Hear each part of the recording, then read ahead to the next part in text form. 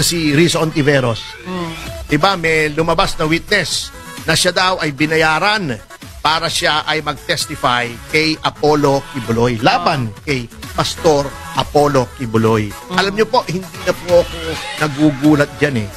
Kasi ako personal, may nakausap kami na mga witnesses na binayaran, sinasabi nila na binayaran sila ni Risa Ontiveros. Dalawang instances, personal. Kausap ko unang-una, yung kay Kian. Yung na-convict naman yung mga pulis. At talaga naman kung may kasalanan, karapat-rapat naman talagang ma-convict. Oh, may justice. Oo, may justice. Pero noong una, may dumapit po sa amin ni Congressman Jing Paras. Ayan, buhay na testigo ni Congressman Jing Paras. Yung tatay ng isang bata, nagre-reklamo, minor ito ha.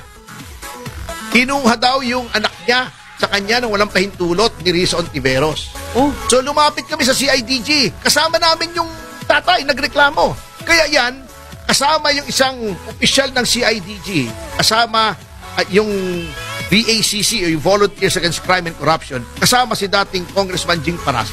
Pumunta kami sa Senado para kausapin si Senator Risa Ontiveros. Natakot yata nung nalaman may CIDG, hindi kami hinarap, wala daw.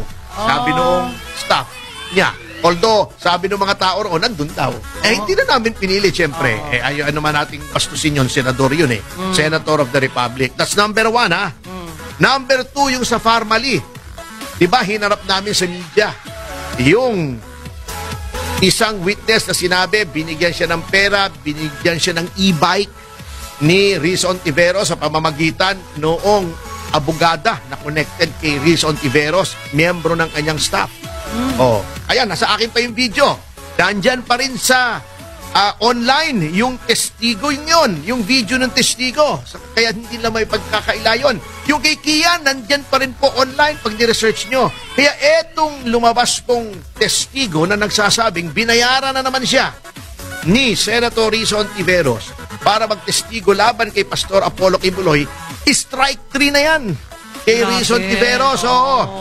At huwag niyong sabihin hearsay o patay lamang sa mga media reports yung aming sinasabi. Sapagkat personal po, nakausap ng inyong abang lingkod, yung tatay ng minor na kinuha nung grupo ni Risa Ontiveros. Pati yung sa Farmally, kausap ko po, nandoon po ako nung binibidyo yung kanyang testimony.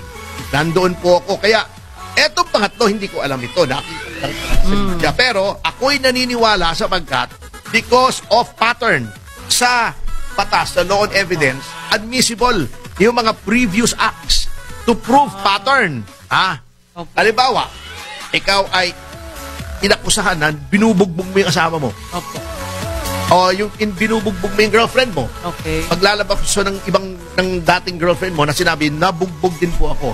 Hindi yun pwedeng ebidensya na guilty siya na binugbog niya yung kasalukuyan niyang girlfriend. Okay. Pero, evidence yun to show pattern of behavior. At ang pattern po ng behavior ni Risa Ontiveros ay talagang mahilig po siyang magbayad ng testigo.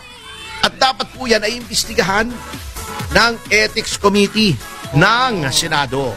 At siguro may papayo ko dito sa abogado ni Pastor Kibuloy na naghain ng Ethics Committee complaint pagdating ng 20th Congress dun sa Senado. At sasamahan ko po siya kasi kailangan na pong tumigil itong ginagawang ito ni Senator Risa Ontiveros.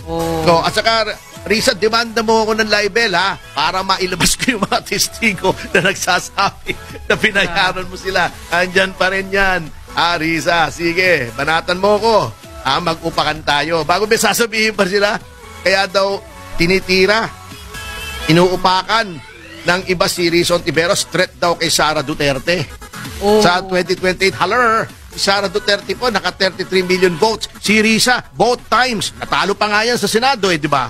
Both times na nanalo siya, ulilat siya. So, anong threat ang pinagsasabi nyo? Pero, attorney, God willing na lang kung sino ang maupo. Doon tayo maghintay.